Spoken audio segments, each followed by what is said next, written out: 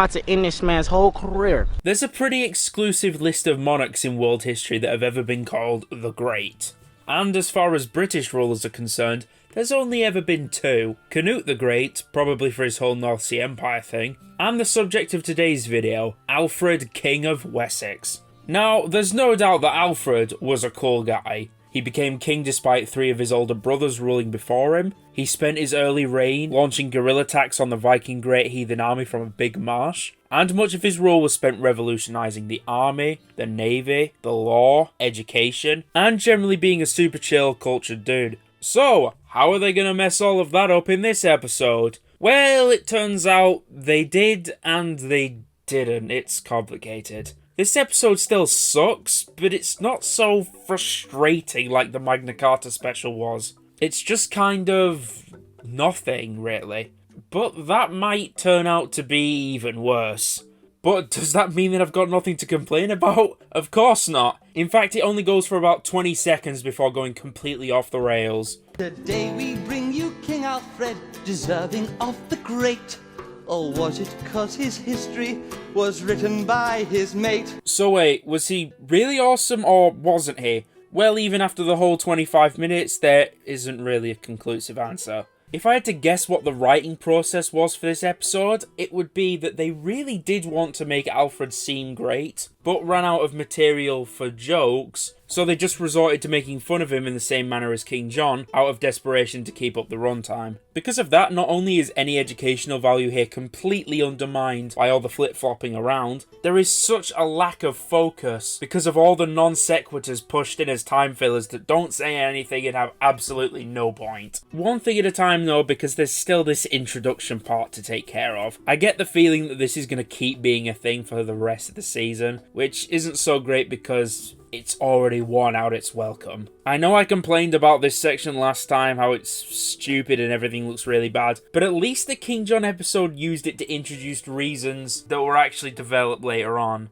The rest of the episode just didn't do anything to show why those points actually made him a bad king. But here it's just filled with a bunch of nonsense and points that don't end up mattering, like, at all. What I'm getting at is, because the episode as a whole doesn't have a point or like a central argument at all, there's no real need to have an introduction because there's no central theme. It would have just been better to start with Alfred's backstory, which is the very next thing. Alfred, what are you doing? Just reading my book, Father. You're such a disappointment, Alfred. Why are we still here? So, did every important person in history just get bullied by their dad? Well, apparently not, because, just like with John, Alfred's story wasn't so simple as this. I imagine this portrayal of Alfred being a bookworm pussy is based entirely on the story that Alfred was given a poetry book by his mother Osburh, because he was the first of their sons to memorise it, which is something that was later recorded by Asa. Not that Alfred would have been uneducated if this story isn't true, because this section leaves out what was probably the biggest part of Alfred's young life, where he, as the youngest and most unlikely to become king, was groomed for a career in the church, and so went on pilgrimage with Ethelwulf to Rome, where apparently he was confirmed for a clerical career at like 5 years old. And this weird, creepy psychopath school shooter thing Alfred does as all his brothers start dying, I have no idea why. What is it supposed to mean? Is it funny? Is it not? It doesn't help that whoever they got to play him constantly looks like he's barely holding back some kind of like mad fit. I don't know, instead of something stupid like this, so they could just use one set for the first few minutes of the episode, we could have seen him in Rome, praying in a cathedral, with a messenger coming in to announce the death of his brothers, running back and forth until there's just Ethelred left. All this will be yours. Hey! Well, not this bit. Obviously, this bit's a different kingdom. Okay, you can have this one episode.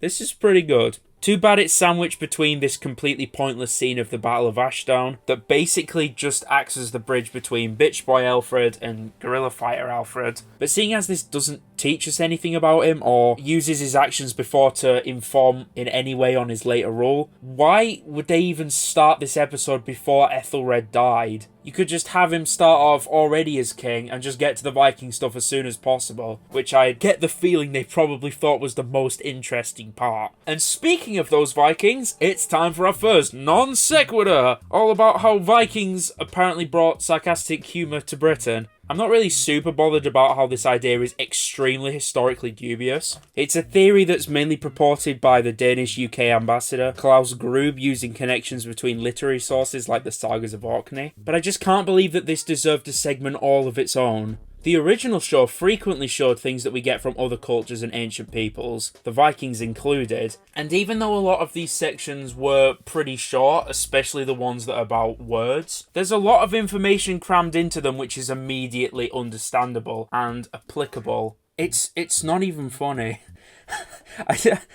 Shit, I forgot I ended my sentence halfway through at applicable, so I have no idea what I was gonna write, but it's a sketch about sarcasm, it's not even funny. Fuck you. Prove to the country I've got what it takes. But all people ask though, is it true about the cakes? Oh, I take it all back. Everything bad I said about the Magna Carta 500 Miles song in the last episode, I'm taking it right back. Picking it up, carrying it back home, I'm slamming it down. Shit. Listening to this boring mess, I can't think that one is too bad after this. And it has that problem that this show never ever seems to fix, where it's so hard most of the time to hear what is actually being said, because the instrumental is so much louder than the vocals. But what really drives me around the fucking bend with this stupid... I can't pretend to be bad. And what really drives me around the bend about this song is how it goes on and on about the story where Alfred burned the cakes while hiding in a farmhouse on some island in Athelney in Somerset not being real. First of all, outside of it referenced being in this show and in the original, who the fuck has ever heard of that story? I know I certainly didn't before I watched the original. I might just not remember being taught history in primary school at like a very young age. I don't know. But I don't think this is some kind of like major historical misconception that they're debunking. Regardless of that, this song goes so hard on the idea that it's not true, even though that itself might not be true. We can't do this without the cakes. And come on, everybody, nobody's going to like the bloke who spills the beans about the cakes. That's go on. It's you, Richard. Yes. The story of the cakes seems to appear in Asser, Alfred's biography. However, it's not that simple. The first published edition of Asser in 1574 was done by Archbishop Parker, who was a great enthusiast for Anglo-Saxon manuscripts and Anglo-Saxon history. He was also a great enthusiast for remaking both Anglo-Saxon manuscripts and Anglo-Saxon history. And when he was doing his edition of Asser, he interpolated information from other sources, and one of the sources, the Annals of St. Neots, made at Bury St. Edmunds in the 12th century, included this splendid story about Alfred not looking after the cakes while he was seeking refuge with a herdsman and being chided for burning them. Having now dashed people's image, one might say that the story itself is certainly current in the 10th century, and our earliest witness to a version of it is late 10th century. And to the extent that it shows us Alfred musing on the troubles of his life, seeing them as a judgment from God, and seeing humility as a way of getting back God's favour, it's quite consistent with what we know about Alfred's character from his own words. So you might have saved the cakes then? I might save the cakes. They yes. might not be fake cakes after all. Okay. And guess what the next section is after doing all that complaining? It's a quiz about the death of Aella of Northumbria by the Great Heathen Army. He was executed. It's called the Blood Eagle, which is a truly gruesome punishment. So yeah, apparently it was supposed to be a ritual, sacrificial thing that they did to their like most hated enemies, but talking about its historical accuracy, never mind its historical accuracy, I don't think you could put someone through flaying them alive and then ripping their lungs out and like putting them round their arms. I can't imagine how this works. They're T-posing, you put them round their arms. I don't think all of that can happen and then you kill them afterwards, because that's just the like fucking humiliation. Then you stab them. You could have just stabbed them. You didn't need to tear their lungs out. And it seems some historians agree with that you couldn't live through this. since it doesn't really appear in any historical context outside of the execution of Aella. The Blood Eagle could have easily been an invention of the Christian Anglo-Saxons to make the Vikings look like the big smelly savages that they obviously were, or it could have been an invention of the Norse literary sagas to show just how cool and how metal they were, or the severity of Aella's crimes against them. Another theory is that the Blood Eagle is just from a mistranslation. Either way, you can't say one of these scenarios is completely fake and it's disprovable, don't believe it, but then just present the other one like it's fact. And he definitely didn't burn the cakes, okay? Well, probably not anyway. I swear to fucking God. How does it happen that across 5 years, the original show had no controversies in any kind? As far as I'm aware, the only ones that have come up are post the show, but 2009 to 2013, absolutely no... Was it 2009? No, it's 2008.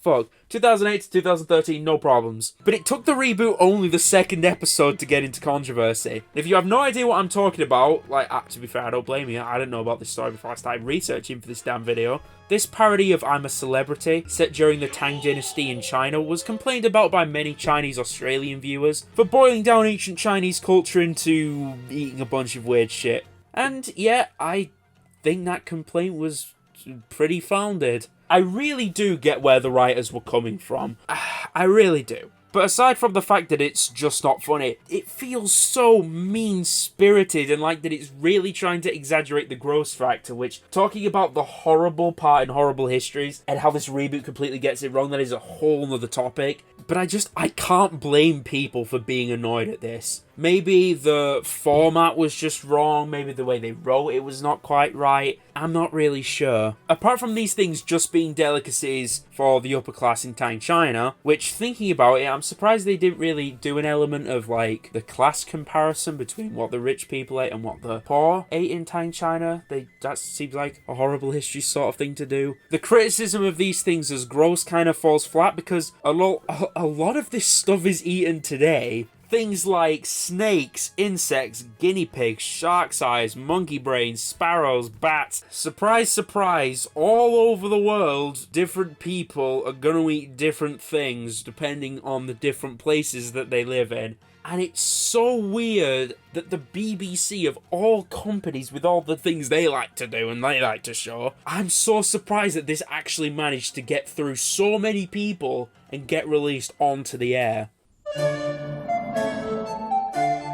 Fuck. Good idea, pretty good name, bad execution. Again, the problem comes from the way it shows things. In this case being that it was silly how Alfred claimed descent from both Noah, and by extension Adam and Eve, as well as the Anglo-Saxon god, Woden. The mighty Viking god Woden. No! But I'm not sure if I am. Right, but you're not sure if you're not.